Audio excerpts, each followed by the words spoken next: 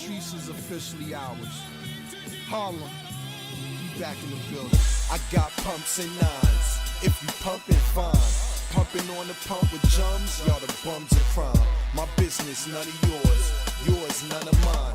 I flipped 100 times, cake mix like Duncan Hines.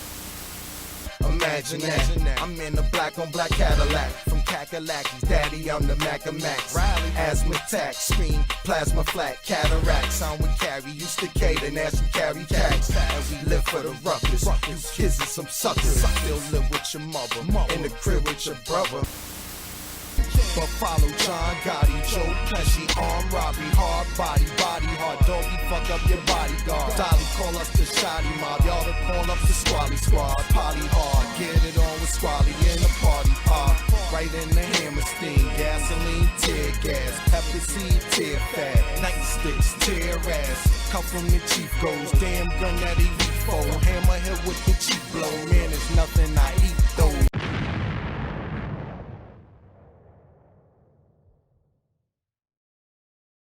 The year is 2004 and Camron is in the middle of what many would consider his prime. By this time, Cam had a platinum album with Come Home With Me, which was released in 2002, and the year after this, his group, the Diplomats, would release their classic debut album, Diplomatic Immunity. Not to mention that Dipset had the mixtape game on fire as well. The album Purple Haze is widely considered to be a classic, but some may not know the crazy journey it took for this album to get released. Behind the scenes issues and numerous delays, among other things, truly prevented this album from being bigger than what it ended up being. But before I get more into the video, I would first like to thank you guys for coming to see this. If you like the content, you should like, comment, and subscribe to help the channel grow. Also follow my Instagram too, that would be greatly appreciated. You guys can always reach out and just show me some love, it's all good.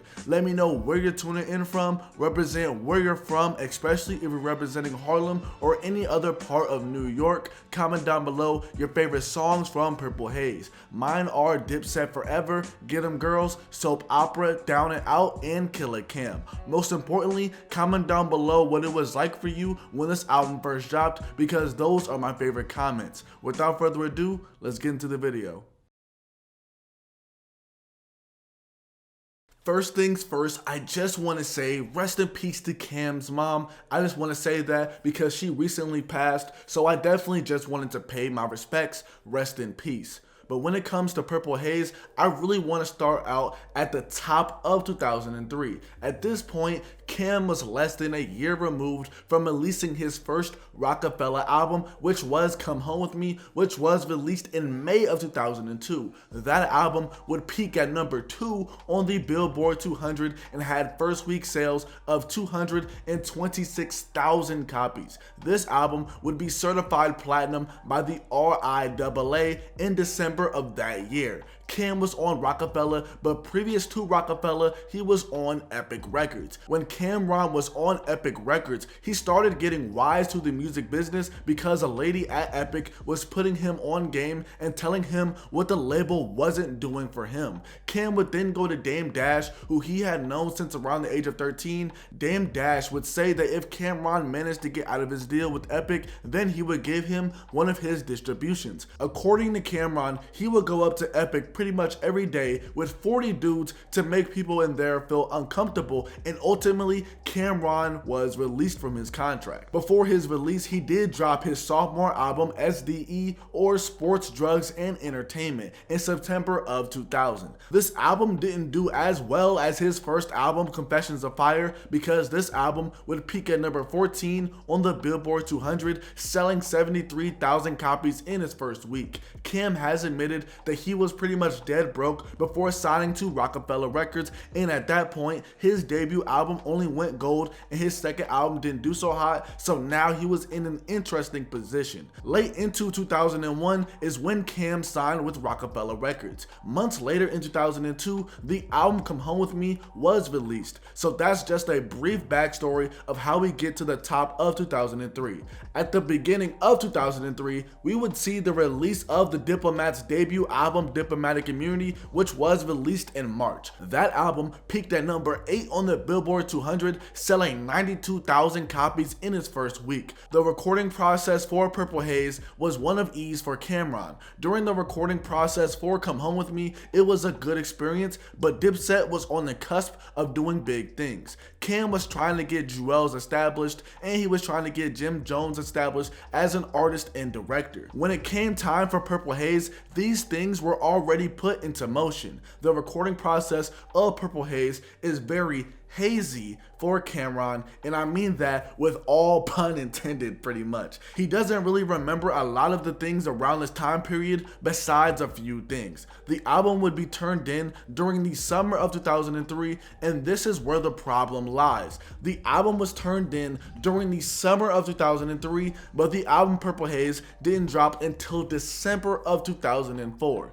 Basically, almost 2005 if we're being real. Mind you, like I said, Cam was on Rocafella at this time, and 2003 would essentially be the beginning of the end for the label. If you want to know more about that, I suggest that you go watch my series where I chronicle the Rocafella story that I'll put in the link in the description. The same thing goes for the history between Cam and Jay-Z, but I'm thinking about redoing that video because there's way more to the story than I already told. I'm going to do my best to condense the story, but basically there has always been tension between Jay-Z and Cam. Jay at this time was one of the 3 heads of Rocafella Records. The story goes that Jay was on vacation, and while he was on vacation, he would learn that Camron would be granted a vice president role at Rocafella. Dame Dash, who was one of the other 2 heads of Rocafella, wanted Cam and Beanie Sigel to hold vice president positions. The problem was that according to Dame, Cam was moving a lot quicker than Beanie Sigel and prematurely announced these plans before negotiations could start. Cam went on Rap City back in the day and talked about the situation and repeated what Dame told him. This obviously pissed a lot of people off at Rocafella Records, including Jay-Z, because he didn't sign off on the Cam vice president thing. Juelz Santana would infamously shout out Cam on the song Dipset Anthem, where he congratulated him for taking over Rocafella. Don't let revisionist history fool you, because people were very upset with not only Cam, but Dipset as a whole. Dipset self-admittedly went wild on Rocafella and were moving very fast compared to others on the label. You gotta remember, by 2002, Cam had been on Rocafella for less than a year, and he was already potentially being granted a vice president role within the company. I will say though, at least with Jay-Z, he never prevented Cam from releasing music. Cam has said that while he was on Rocafella, he needed 5 or 6 signatures to sign off, and Jay was one of them. Jay always signed off, so that's really commendable. This would only be one behind the scenes issue, because there would be a bigger issue that would occur in 2004. There were huge rumors that Jay-Z would be parting ways with the other 2 heads of Rocafella, which were Dame Dash and Kareem Biggs Burke. While people at this time said that there wasn't any tension, this would absolutely split the label, with people either being Team Dame and Biggs or Jay-Z. In 1997, Rocafella sold a 50% stake in their company to Island Def Jam. This deal, years later, granted Island Def Jam the option to buy the 50% of Rocafella it didn't already own. In 2004, Rocafella Records grew to be more divided by the day until ultimately Jay-Z, Dame Dash, and Kareem Biggs Burke sold their remaining 50% stake in Rocafella Records to its parent label, Island Def Jam. Then Jay was announced to be the president and CEO of Def Jam Records. As part of the deal, Jay would continue to run Rocafella Records. I was trying to look up exactly when they sold their stake in Rocafella, but the only thing I could really find was an MTV article from December 8th of 2004 talking about the sale. If this is indeed when the sale went down, this is exactly a day after Purple Haze was released. These are just some behind the scenes issues with the album, but another issue Cam would have to deal with was the delays. This album was delayed numerous times, with planned dates like February of 2004, March of 2004, the summer of 2004, most likely in June of that year, etc. I've even seen reports that the album was scheduled to be released in November of 2003, which never happened. People gotta remember that by the time Purple Haze officially released, released. Songs like Get 'Em Girls, Hey Lady, and Killer Cam were more than a year old. Those songs appeared on the Diplomats Volume 5 mixtape that was released in 2003. This whole thing was truly a mess, but during the wait for Purple Haze, Cam did let people into what the sound of the album would be like. In 2004, he would release the Purple Haze Advance. An advance copy is basically the copy of the album that gets sent to the label or the early reviewers. The advance copy may have songs that ended up being cut from the retail copy, samples that couldn't get cleared, different mixes or versions of songs, different song sequencing, etc. On this advance copy, it said that Purple Haze was due to come out in the summer of 2004. Now the advance copy has 4 songs less than the retail copy of Purple Haze with 20. It would start off with the song Lord You Know, which features Jaheim. This was supposed to be the first planned single for Purple Haze, but that ended up not happening. The packaging of the song describes it to be the new smash single for the streets for Purple Haze, but this song failed to chart on the Billboard Hot 100. I think the song is great and Jaheim did his thing, but I think the version with Juelz and Cam called Long Time Coming that appeared on Juelz's Back Like Cook Crack 2 was way better. I feel like that track used the Sam Cooke sample way better and overall just sounds better in my opinion. Juelz also had a phenomenal verse in that version as well. I feel like they should have gone with that version instead. Long Time Coming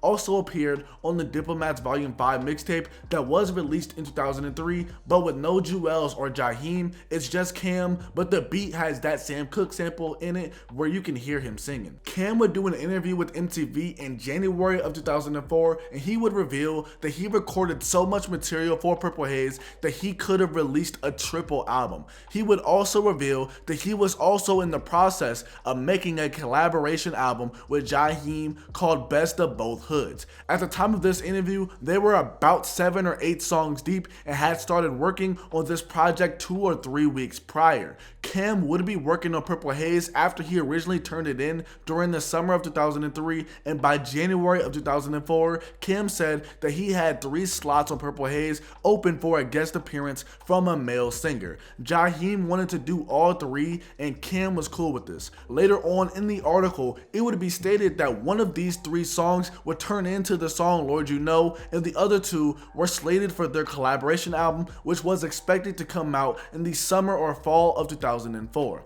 This collab album would never happen, and it's kind of unclear what these other 2 songs went on to be. Lord You Know never made it onto the official version of Purple Haze, but Jaheim still did make it on the album. It's still possible that these 2 songs could be More Reasons, which ended up on Purple Haze, and the original version of the song Something New, which ended up on Killer Season. There are multiple songs that appear on the Purple Haze Advance that ended up on the official version of Purple Haze. Songs like Get 'Em Girls, Killer Cam, Hey Lady, Shake, and Purple Haze. There are some songs on the advanced version that I do wish made it on Purple Haze though. Songs like Bust Your Guns, Diamonds and Pearls, Crown Me, and Shut the F Up. Diamonds and Pearls probably didn't make it because of the sample clearance issues, because I believe it contains a Prince sample. But there are songs on the advanced version of the album that did make it to other albums or mixtapes. The summer of 2004 would come and there would be no release of Purple Haze. The album wouldn't come out until December, and upon its release, the album would peak at number 20 on the Billboard 200, which was 18 spots lower than Come Home With Me.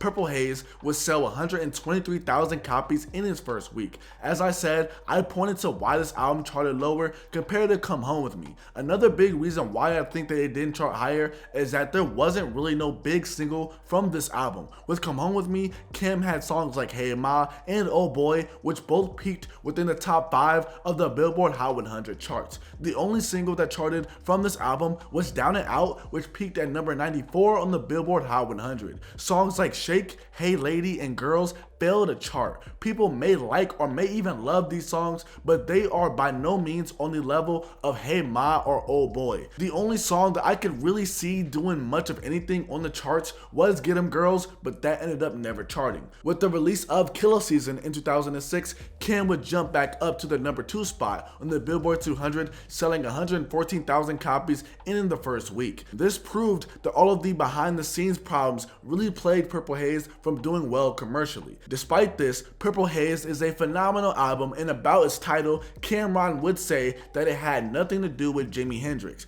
Purple Haze refers to a sativa marijuana strain popularized by Jimi Hendrix's song Purple Haze. Cam said that he named the album Purple Haze because it was the ingredient that helped him do the album. Now, some additional information about this album is that R. Kelly was supposed to be on it. In another interview with MTV, this time in 2003, Cam said that when R. Kelly got arrested for We Know What in 2002, he was there for him. The two had previously worked with each other, with Cam doing a remix to R. Kelly's song Snake. According to Cam, for the song Snake, R. Kelly asked him to fly to LA and do the video. Cam said fine, all in exchange for R. Kelly to do a beat and hook on Purple Haze. That ended up never happening, and he would say, "The whole industry was crapping on you. Now everybody is back on the bandwagon, I'm jumping off. I still love his music, he's a great musician, but I can't do music with that man because that's bad business. I could have invoiced you and said this is my fee, that's what I'm gonna do now." In this same interview, it was revealed that Cam was looking for another male singer to feature on a song that ended up being the song More Reasons on Purple Haze.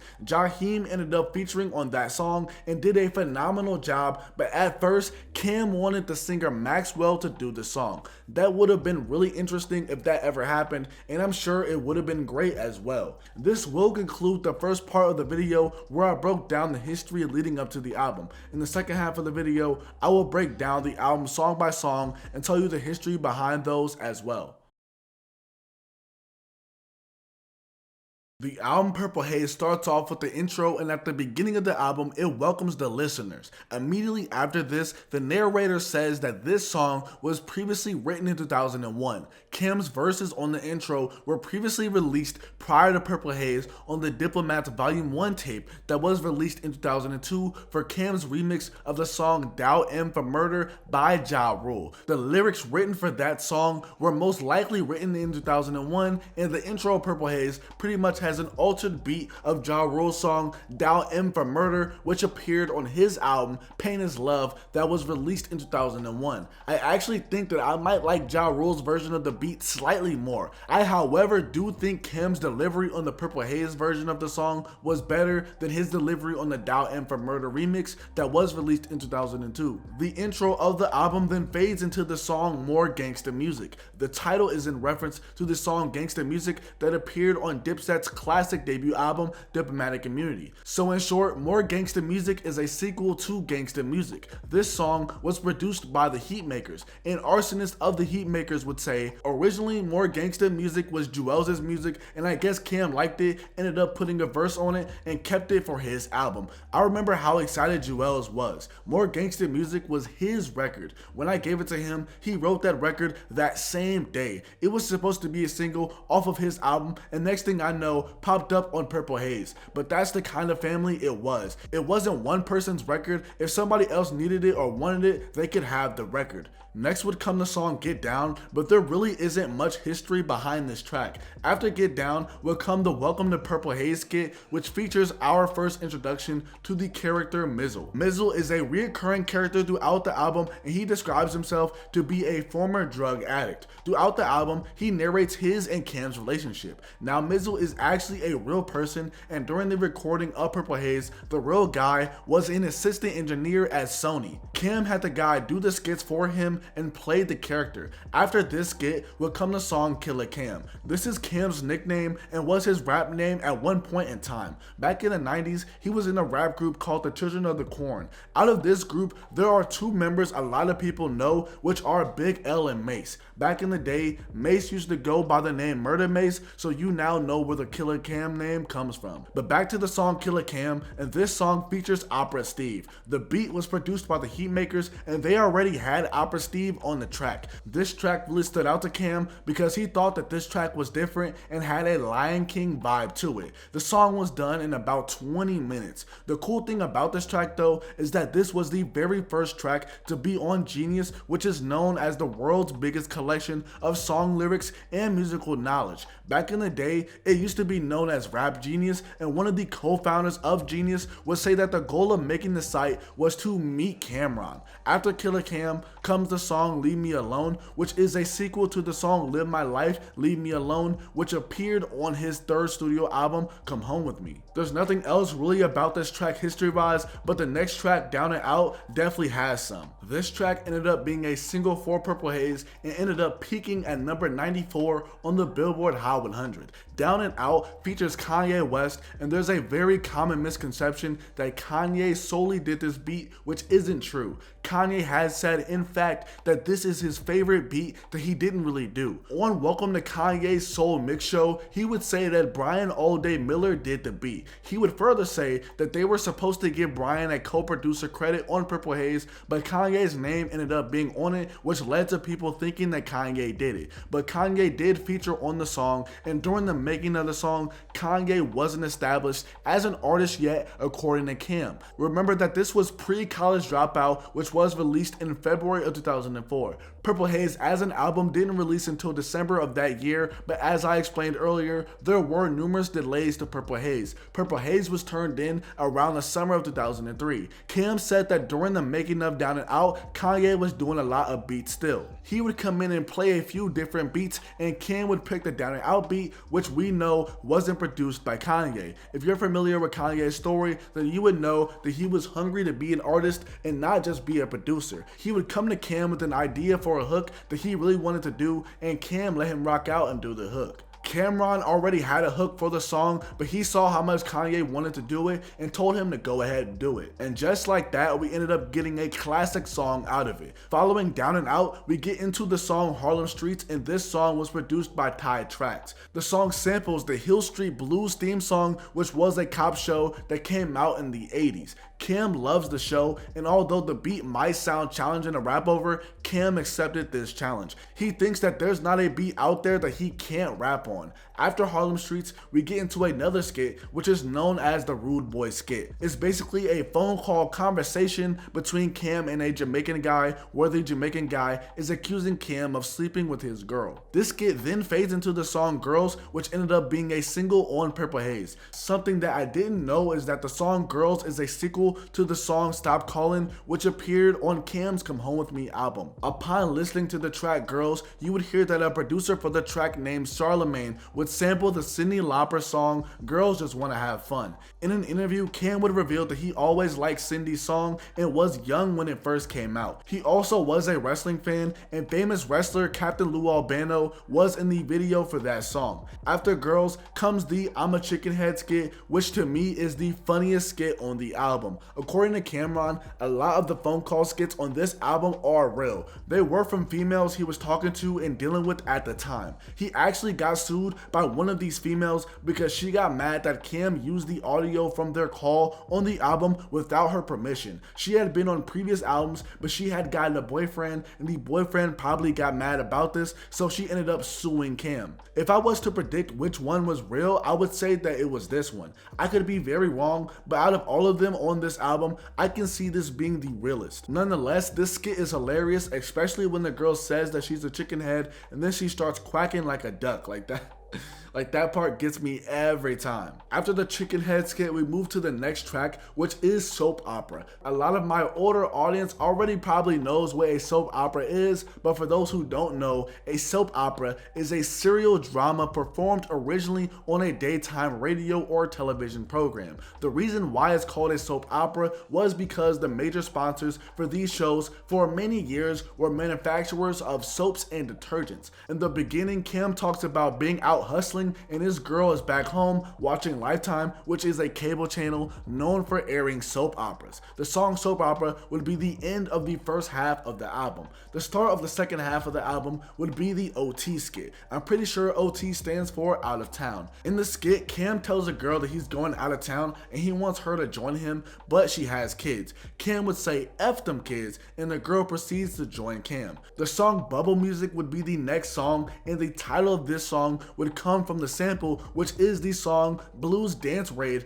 by Still Pulse. The sample says music a bubble and plays throughout Cam's song. The car skit would come after this and would continue the story of Cam and the girl that he brought along for the trip. The girl begins to sing the song Reasons by Earth, Wind & Fire, which is sampled in Cam's song More Reasons. After some arguing, Cam would tell the girl that he would tell her a story, which is the start of the song More Reasons. Following More Reasons, we get another skit, which is the block skit, which has Cam, Mizzle, and Jim Jones. Cam thinks that Mizzle is a cop, but Jim vouches for Mizzle and said that he's straight, and after this, we get to the song The Dope Man. Now, the history behind this song is really funny to me, especially if you've ever seen Jay-Z's movie Fade to Black. There's a scene in the movie where Kanye is playing beats and rapping to Jay-Z. Kanye would notably play beats that went on to be for the song Last Call, which ended up being on his College Dropout album, and the song Lucifer, which ended up on Jay-Z's Black album. The thing that I find hilarious is that Kanye would also play the beat that ended up being called The Dope Man on Cam's album Purple Haze.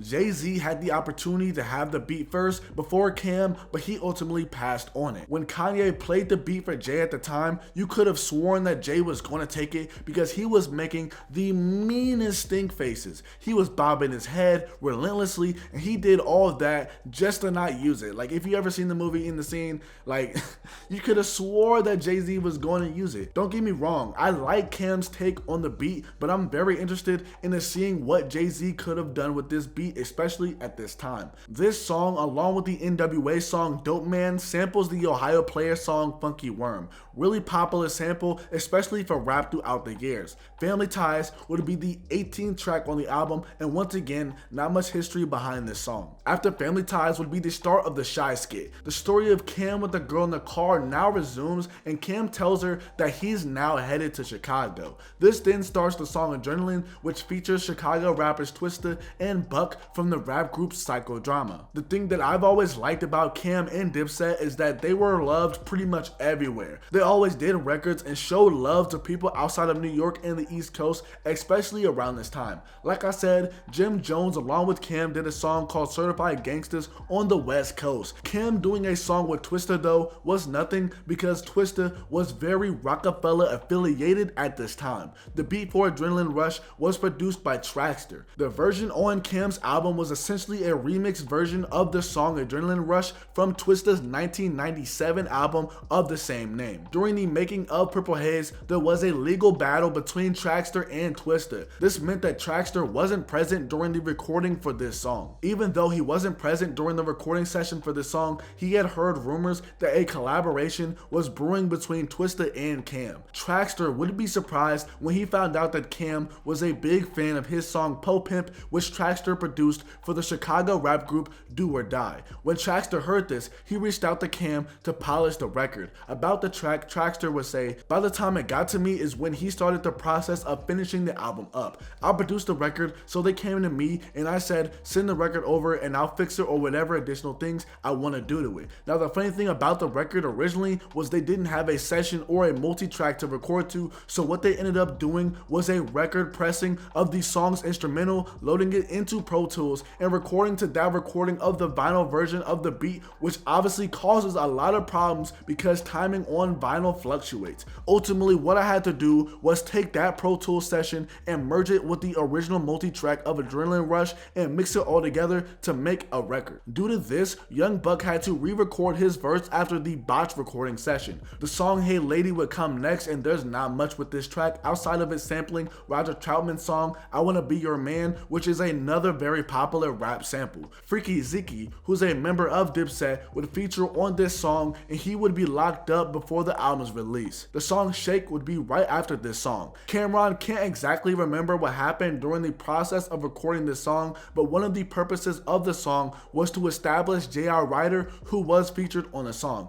Camron felt like the beat in the song was very radio and club friendly and felt like JR could get a lot of attention from the song. Following Shake, we move to the last 3 tracks on Purple Haze, starting with the song Get 'Em Girls. This song has some really intriguing history because there was actually conflict behind the beat to it. A producer by the name of Schizo would produce this track, and the story goes that he was a young producer just getting his foot in the door at Rocafella. He would catch a break when J.R. Ryder mistook him for his friend DJ Hits. Because of this, J.R. Ryder would invite Schizo to Dipset's office to play them some of his stuff. There was one particular beat that caused friction because every Diplomat tried to claim it for themselves before Camron pulled rank on all of them. JR wanted the beat and the same thing went for Jim Jones. This all would be settled when Camron requested Schizo for the beat, and the rest is pretty much history. We also can't forget this song contains the iconic Camron line, "I got computers putin'." The last two tracks would be Dipset Forever and Take 'Em to Church. Dipset Forever is a track that is about Dipset being a forever thing. It's a really heartfelt track,